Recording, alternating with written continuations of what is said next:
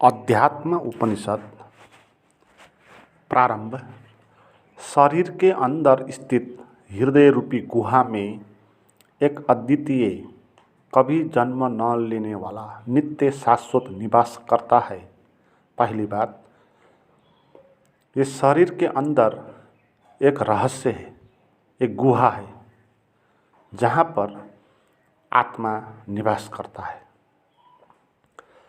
वो हृदय बोला गया उसको।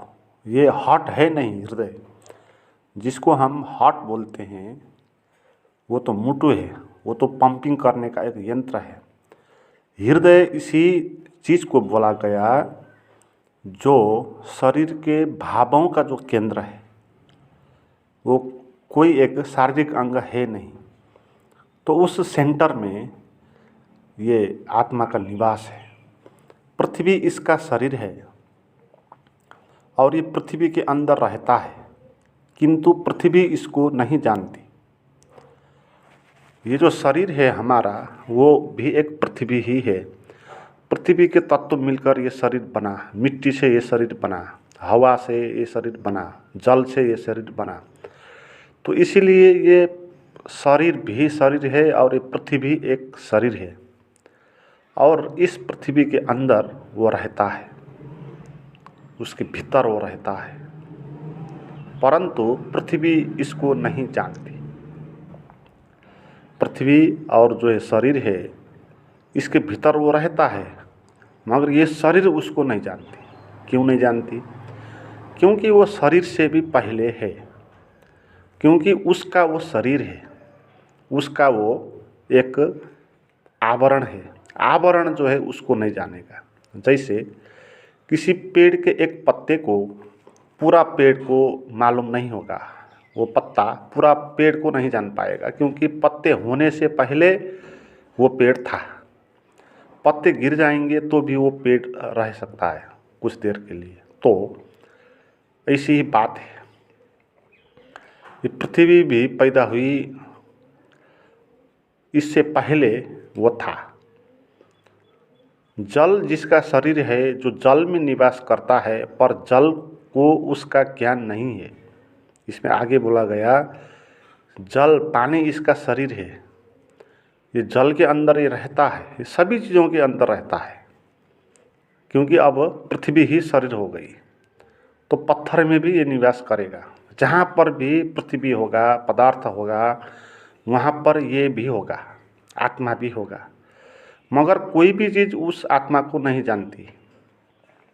पृथ्वी नहीं जानती, शरीर उसको नहीं जानता, जल भी उसको नहीं जानेगा, क्योंकि जल भी उसके बाद है। जल भी उसका आवरण है। तेज जिसका शरीर है, जो तेज के अंतर्गत संरचित तो होता है, परंतु तेज जिसे नहीं जानता।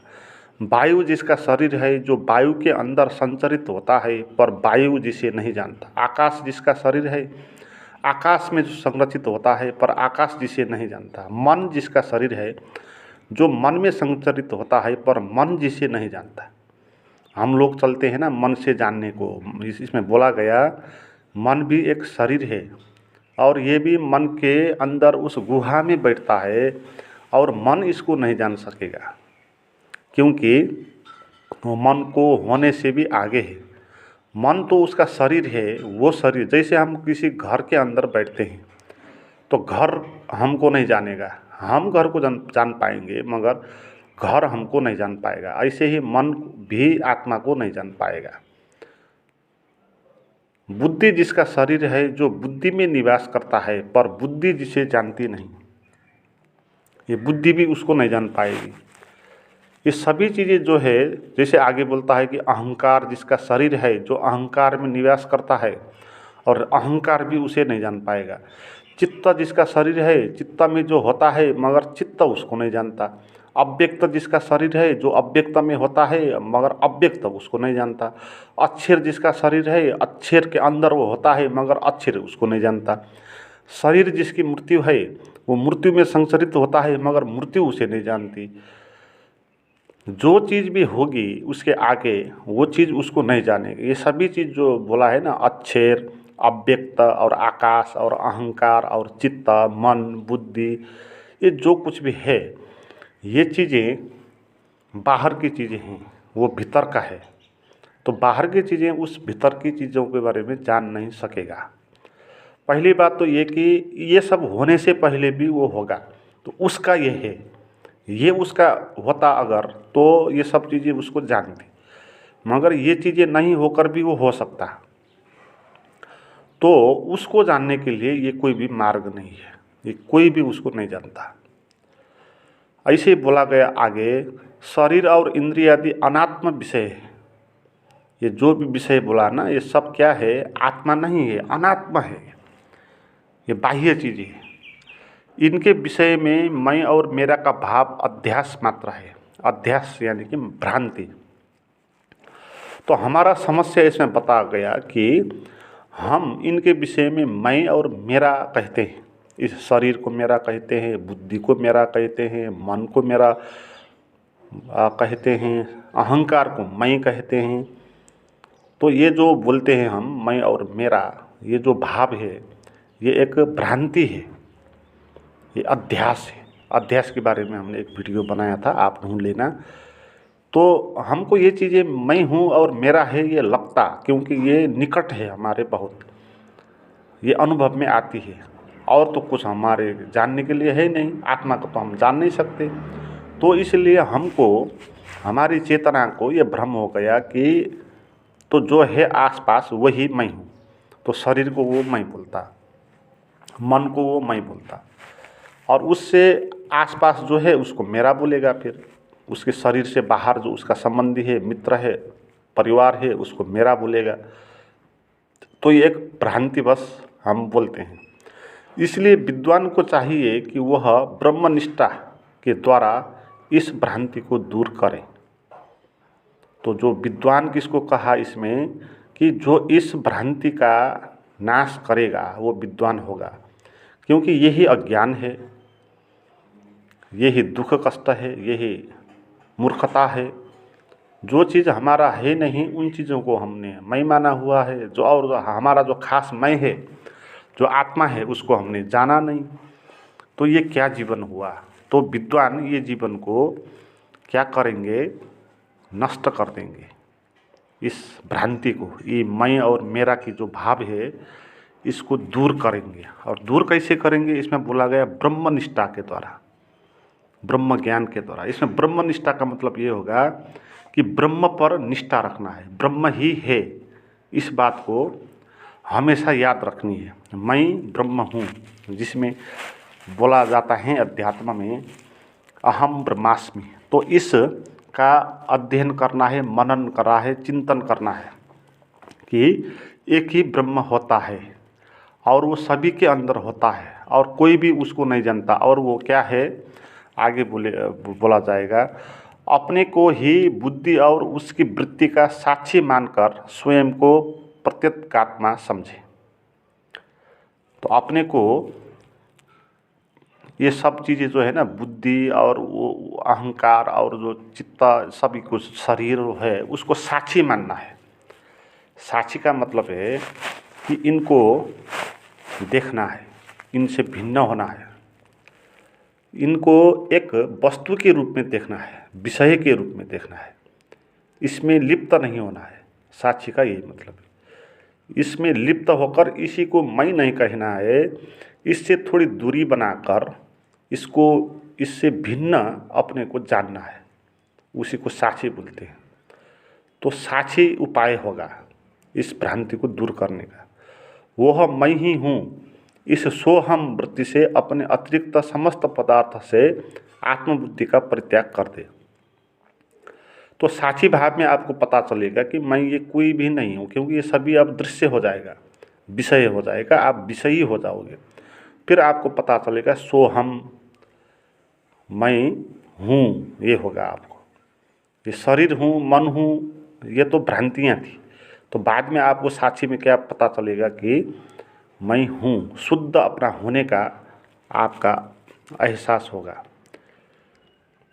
तो संसार का अनुसरण छोड़कर देहानुवर्तन भी त्याग देना चाहिए।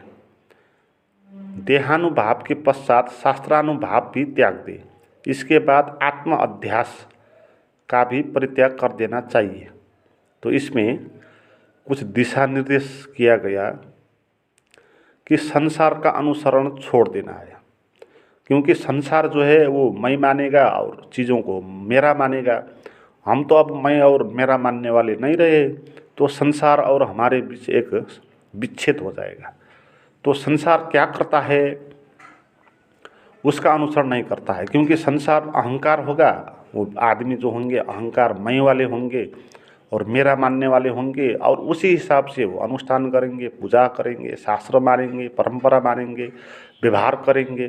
तो हम तो अब उन जैसे नहीं रहे, क्योंकि हमने तो अब मैं और मेरा ये माना नहीं, अपने को हूँ ही माना। तो फिर इनको छोड़ देना है, संसार का अनुसरण नहीं करना है, और देहानुभाव को भी छोड़ देना है। ये शरीर मैं हूँ ये भाव भी छोड़ देना है, और शास्त्र की बात भी छोड़ देनी है, क्योंकि अब शास्त्र की भी कोई आवश्यकता नहीं है। शास्त्र की आवश्यकता तभी तक होती है जब तक हम इसको नहीं जानते। अब जान गए तो शास्त्र की आवश्यकता है नहीं, तो आपने जान ही लिए खुद। तो ये सभी चीज़ त्याग देना है। और इसके बाद आत्मभ्रांति जो है अध्यास, उसका भी त्याग करना चाहिए। तो आगे उपनिषद में कहा गया, सदा अपने आत्मस्वरूप में स्थित रहकर युक्ति, श्रुति और स्वानुभूति द्वारा सबको अपना ही आत्मस्वरूप जानकर योगी पुरुष का मन विनष्ट होता है। तो सदा अपने को आत्मस्वरूप में स्थित रखना है, वही युक्ति है। अपने को सदा साक्षी के रूप में ही जानना है।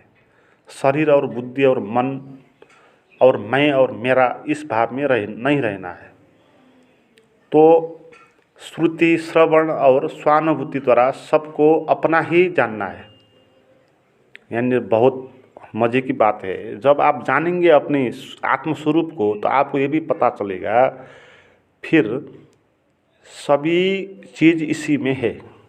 दूसरा आदमी में भी यही है, यही आत्मस्वरूप है। उसने जाना नहीं है मगर उसी ने उसको भी घेरा है। तो इसलिए वो और मैं भी एक ही हूँ। तो मेरा स्वरूप और दूसरे का स्वरूप एक ही होता है।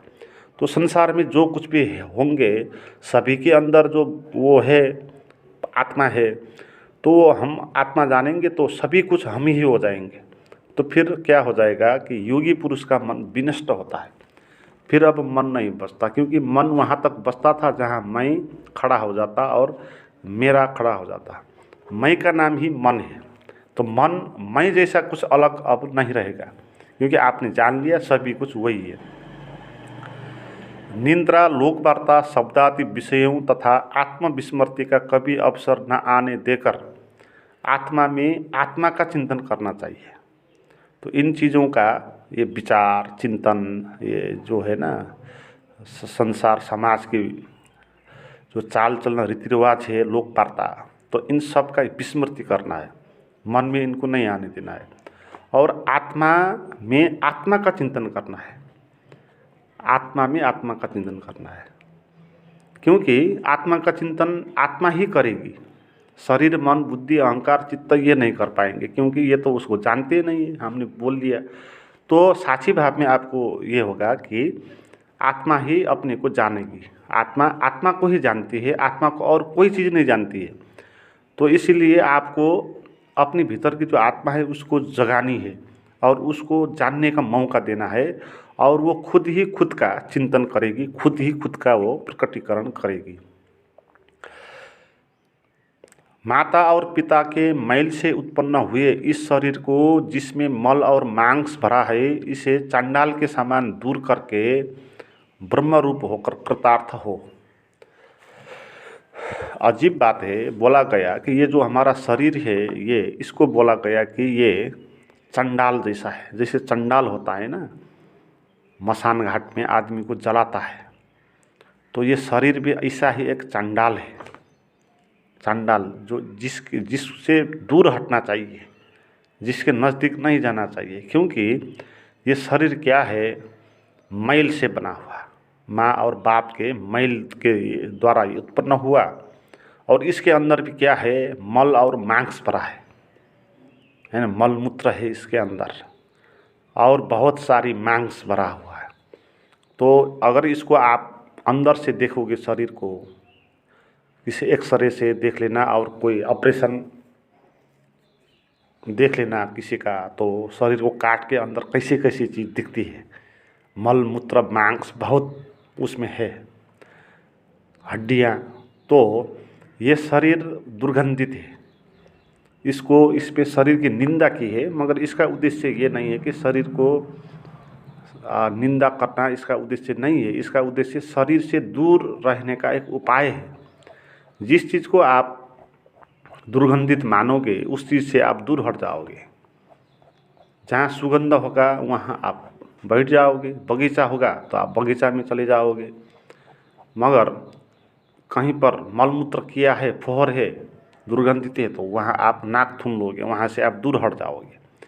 तो दूर हटने के लिए एक उपाय है। ये शरीर के अंदर भी ऐसे ही मलमूत्र है, दुर्गंध है ना। तो इस शरीर को मैं क्या मानना, इस शरीर को मैं मानना यानी इस दुर्गंध में बैठना। तो ये चांडाल के समान इसके साथ छोड़ दें, ये बोलते हैं इसमें। मित्रों, आगे दूसरे वीडियो में चिंतन मनन करेंगे। आज इतना ही।